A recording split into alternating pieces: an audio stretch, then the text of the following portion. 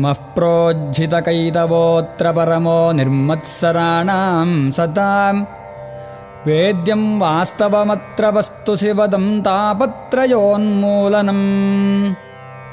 ശ്രീമദ്ഭാഗവതേ മഹാമുനികൃതേ Kim വാ പരൈരീശ്വരഃ സദ്യോ ഹൃദ്യവരുധ്യതേऽത്ര കൃതിഭിഃ ശുശ്രൂഷുഭിസ്തത്ക്ഷണാത്. ഭൗതികമായി പ്രേരിതമായ എല്ലാ മതപരമായ പ്രവർത്തനങ്ങളെയും പൂർണ്ണമായും നിരസിച്ചുകൊണ്ട് ഈ ഭാഗവത പുരാണത്തിൽ ഏറ്റവും ഉയർന്ന സത്യത്തെ പ്രതിപാദിക്കുന്നു. അത് ഹൃദയശുദ്ധിയുള്ള ഭക്തർക്ക് മനസ്സിലാക്കാവുന്നതേയുള്ളൂ. എല്ലാവരുടെയും ക്ഷേമത്തിനായുള്ള മിഥ്യയിൽ നിന്ന് വേർതിരിക്കുന്ന യാഥാർത്ഥ്യമാണ് ഏറ്റവും ഉയർന്ന സത്യം. അത്തരം സത്യം ത്രിതല ദുരിതങ്ങളെ പിഴുതെറിയുന്നു. മഹാമുനിയായ വ്യാസദേവൻ സമാഹരിച്ച ഈ മനോഹരമായ ഭാഗവതം ഈശ്വരസാക്ഷാത്കാരത്തിന് പര്യാപ്തമാണ്. മറ്റേതെങ്കിലും ഗ്രന്ഥത്തിന്റെ ആവശ്യം എന്താണ്?